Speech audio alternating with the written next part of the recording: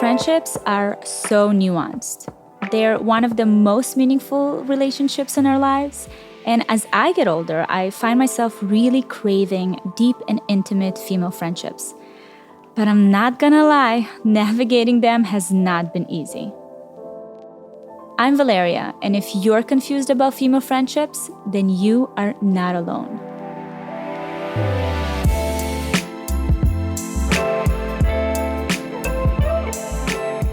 In this episode, I'm going to talk to Danielle Bayard Jackson, a literal friendship expert, and Mary B. Sharon, my best friend of 14 years. Our first guest, Danielle, has so much wisdom. I remember when I first came upon her Instagram, I was like, oh my God, yes, I need to talk to her. So I'm really excited to share this conversation with you. Hi, Danielle. Hello, how are you? I'm good. Can you please introduce yourself? Yeah, so my name is Danielle Bayard Jackson. I am a female friendship coach and educator. And normally when I share that with people, they kind of look at me with an eyebrow of suspicion, like, girl, is that a real job? And I swear it's a real job. And so, I, as a friendship coach, I can help women through any of their most pressing friendship issues. And I know to some it might seem really strange, but I always say, if you can get support for a failing business, if you can get support for your relationship, why not get support for what I would argue is one of the most important relationships we'll ever have? And so that's what I do. I was a former English teacher, and I often saw my students struggling. And then I got into public relations, and I saw even high achieving, charismatic women struggling with friendships. And that's when I kind of was like, wow, at every stage of womanhood, we're trying to figure out how to navigate our relationships. Mm-hmm. And so now for the past 5 years, I've been serving solely in this space, and it's been a fun ride so far. When I found your account, it just kind of like you said, I all of a sudden noticed exactly what it is that you do. And it just hit me. I'm like, wow, how was this not something that's been around for so much longer? Because it is, as someone who is, especially as I get older, I see so much more value in that sense of community and friendship around me. It's so vital to our overall success in life. So I'm so happy you're here. Yeah, and I'm so glad that you see the value. And I know sometimes people are like, oh, is that a thing? And then when they start to understand the kinds of things I can help them with, and they start to realize, oh, that's not something I have to kind of like struggle with privately. I could actually get someone to support me. I think they have the same reaction you do. So I'm glad it resonated with you. And I want to share with you a little experience I've had. I did this women's circle. I'm new to Miami, and this is my first year. And I've come to Miami with an intention to build and nourish a tribe around me, and finding, the friends that I want to be surrounded and inspired by. So I've very much actively been going out and taking action. And I participated in this one women's circle, which was my first experience. And let me tell you, it was so awkward and so... it was beautiful. It was with people that I knew, which was even funnier, that I just felt so, I just wanted to hide under the blanket. But when someone sits in front of you and talks to you and tells you what they love about you and how they want, to see your friendship develop, I was just like, oh my God, this is so weird. I'm laughing because it's funny, and I know women listening are probably like, okay, I can relate. And what's funny is that, like, we talk about our romantic relationships and like with like a metacognitive lens, where we're like, okay, how am I doing? How are you feeling? What can I do better for you? I appreciate you. How are you feeling about the relationship?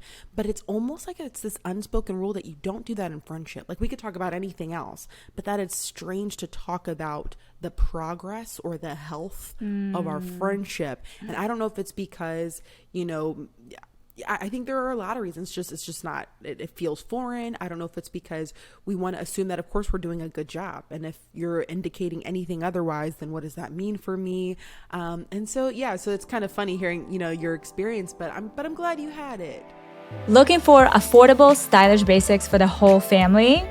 Look no further than my longtime partner, Joe Fresh. They are my go-to brand for wardrobe essentials for me, the cutest PJs and activewear for my boys, and lounge pieces for my husband, Gary. Joe Fresh is perfect if you're looking to build up your seasonal capsule wardrobe for a fantastic price. And right now, Joe Fresh and I are offering my listeners 25% off their entire website when you use the code Valeria25 at checkout.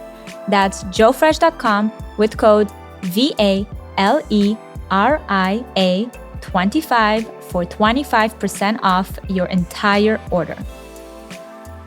Why is it so hard to make friends as an adult? Some reasons are our fault and some things are just, a sign of the times.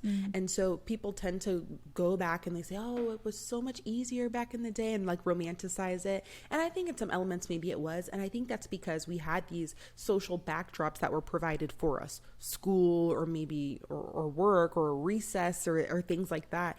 But it's really because we had so much time together. So there's research out of the University of Kansas that found that it takes about 50 hours to be like kind of, friends, to be like associates and friends, 90 hours to be good friends, and 200 hours to be best friends. And so if you translate that into adulthood, when you have so many other priorities competing for your time and attention, now you have kids, now you have a job, now you're trying to, hustle, take care of your mental health. I mean, now you have things that compete with spending the time that's necessary to invest to get closer to another person. So sometimes just time as a limited resource is a barrier, but it's possible, but we just got to be strategic now. The second thing I think is our attitude. I got to be honest. I've noticed people who have a certain mindset that gets in the way of forming friendships. So if you think it's too late for you to make friends because you're too old, that's going to impact the way that you engage. You're not going to follow up on connections with people because secretly you don't even believe it's possible. If you feel like, oh, everybody already has their friend group. If you feel like, oh, I'm too, insert trait here, I'm too shy, I'm too this, people won't, want to be friends with me because I'm too, that gets in the way too. So some of it's your mindset. That's a great point. It's like juggling balls in the air. Adulthood is literally, it's a circus and we're the clowns. And that is the quote. That is the quote of the show right there. Yes. Danielle, do our past friendships influence our present ones? And if they do, then how? I don't mean to sound dramatic, but the other day I was tagged. One of my favorite things is getting tagged in TikTok videos and people being like, what do you have to say? And I was recently tagged in a video of this woman and she was talking about how she doesn't need friendship. Girls are so petty. She doesn't have time for that. She's in her selfish era and she doesn't want friends. And then I looked at the comments and I saw several women saying, oh, finally, somebody who gets me. I agree. And I almost cried. I know that sounds like so dramatic. I almost cried. And I think it's because to see so many women say, yeah, I don't need friends either. To me, it was so obvious that only comes from a place of being hurt so many times by other people that in order to protect yourself, you're trying to convince yourself you don't need connections with other people. And so it was so obvious that past failed experiences were impacting the way that they show up now, which is to be distant, to be cold, to be cynical, to probably, I would guess, not be vulnerable with other people because you don't trust them. And so I see all the time how past friendships impact the way you relate to women right now today, whether you've been hurt, whether you've been ghosted. I just had a session with a woman who had been ghosted 10 years ago. She's still talking about it. And I don't say that in a shameful way, but now she's scared to speak her mind in friendships because she's scared that she might say something that turns somebody off. So she has shrunk herself because she's scared that if you find out that you all have a difference of opinion, you're going to leave her, just like the other girls did 10 years ago.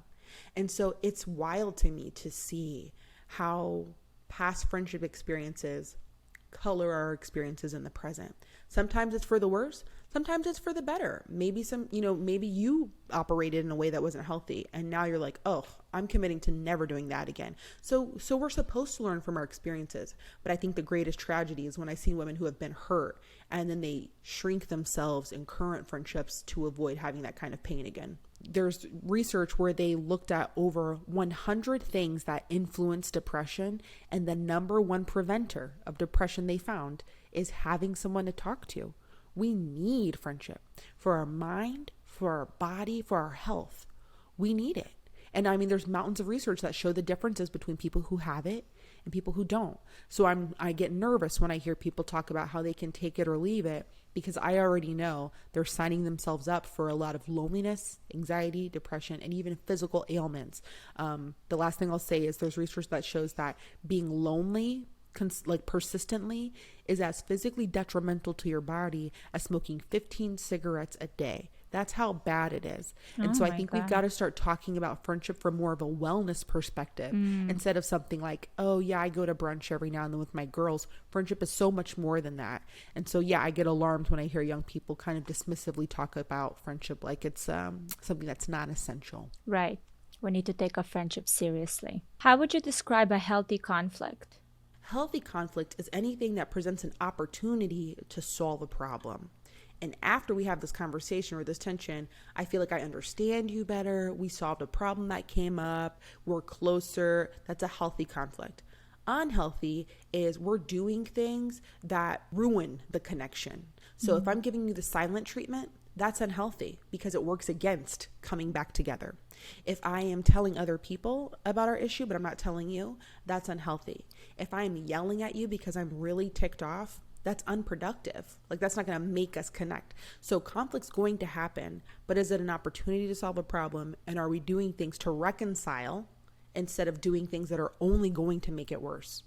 I wonder if also there's an aspect of, because so much of our friendships, especially if it's friends that we make when we're younger, if there's a lot of aspects of codependency, because, our friends, to your point, validate us, make us feel good about ourselves.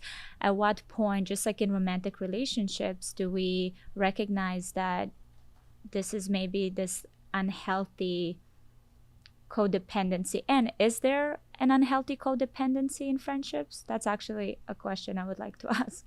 I think we all like the idea of like having friends and that's fun, but some of us are using friendship because we don't want to be lonely. Some of us are using friendship because we're afraid of being abandoned and it triggers something that happened in our past. Some of us are using friendship as an opportunity to move up socially. And this person, she's cool or whatever, but one of the things I value about her is that she helps give me access to other places and other people and other networks, and I don't think people would call themselves a user, but there are a lot of reasons that we attach and call somebody our friend. And so, the reasons we stay might become unhealthy. Gosh, I've had countless sessions with women who stay in friendships because they're scared that they don't have anything to offer just as a woman. So they feel like if they left this friendship, would anybody else love them the same way? Or accept them the same way. And because you're scared of the unknown on the other side, you'd rather stay the same way you would with a boyfriend. I don't know that I could get anyone else, so I'd rather stay here. At least it's familiar, even though I'm being mistreated, even though it's not really great. Some women like to feel needed. I don't know how to explain it. Like if I had a breakup with a friend that really mattered and, was someone who was monumental in my life at some point, I find that it would be a harder pill to swallow than a past relationship, because for past relationship you're kind of like, okay, it wasn't the right time, the right place, there's all these different ways to digest it. But with friendships, if you are the one who's getting hurt, it's really difficult. I can see how it's something you carry for a long time, and it starts manifesting into other connections that you make. There's one research study that found that even when women think about a friendship breakup, their bodies show distress. Like it's just that intense for us to imagine the dissolution of a friendship. I think it's, again, because of who we are in that relationship, because we're loved, we're validated. A woman choosing us feels very validating. And to your point, if a romantic relationship ends, it's easy to dismiss it as, oh, there are other fish in the sea. Like it hurts, but well, he wasn't my guy. But for a friendship, you just kind of question everything. Danielle, this was such an enlightening and wonderful conversation. Thank you so much.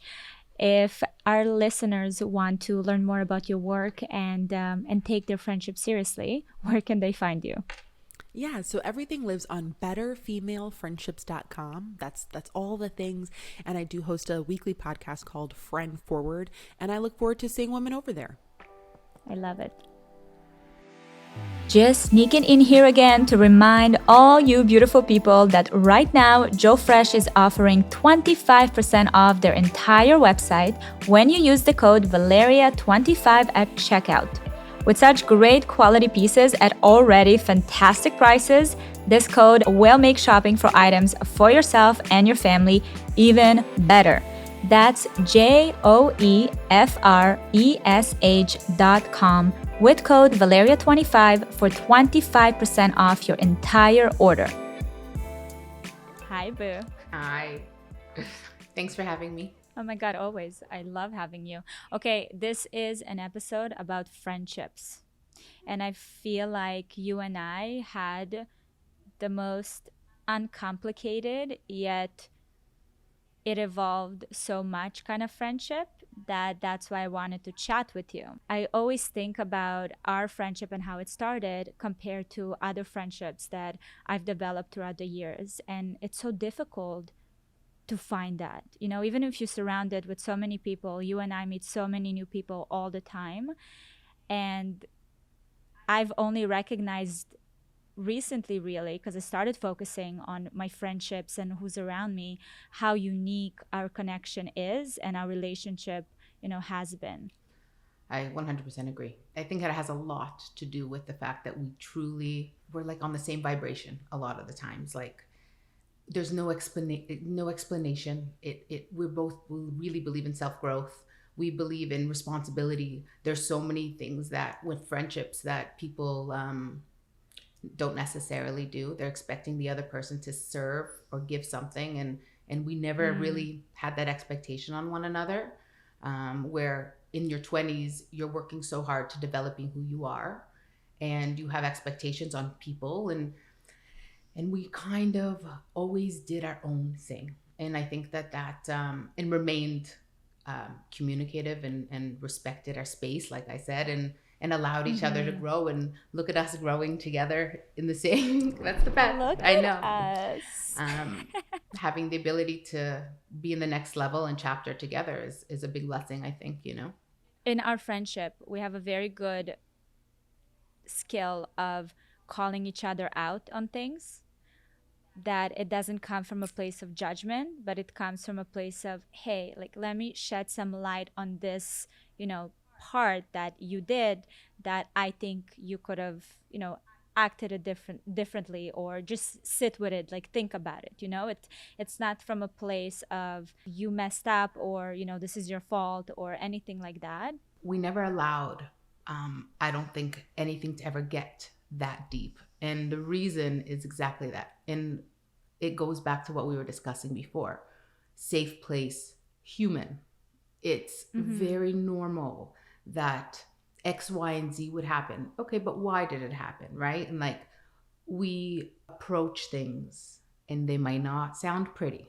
Yeah, I feel like my first impression of you was, I think that your kindness radiates from you. And even though we went through, periods in our lives, I mean, individually and together, where we were kind of struggling to find our own voice, or like who we are as individuals, you always had that. And I think that's something that really I gravitated towards very much, because I think that there's not a lot of kind people, but kindness that comes from like a really real place, from the core.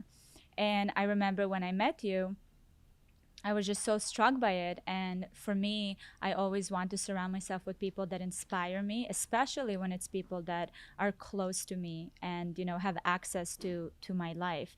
And I think that's what I loved about you from the first time I met you. And then throughout the years, you have just exceeded my Stop, you're gonna make me cry. like my my expectations of you. But I don't know if you exceeded your own expectations, because there were times when you would come to me and you didn't even ask for help. You just kind of wanted a space to just lay it all out. And that to me was like, oh, I love that. And to your point, how you mentioned before, we never would expect something from each other. Like we didn't expect saving each other.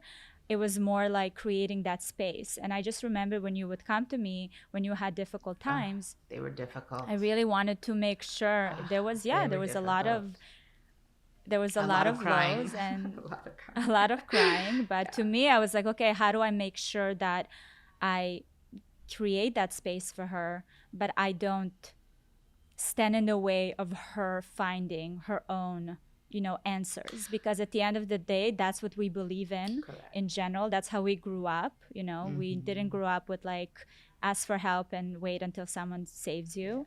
So I hope I delivered that as a friend. You till this day deliver that, and I see that way you're even that is your principle in life.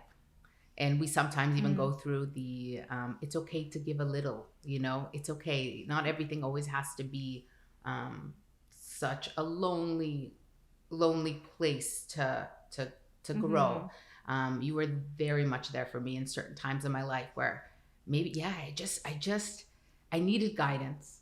I needed to find tools, and I found those tools through other outlets, of course, but you're always there for me to give me a safe space.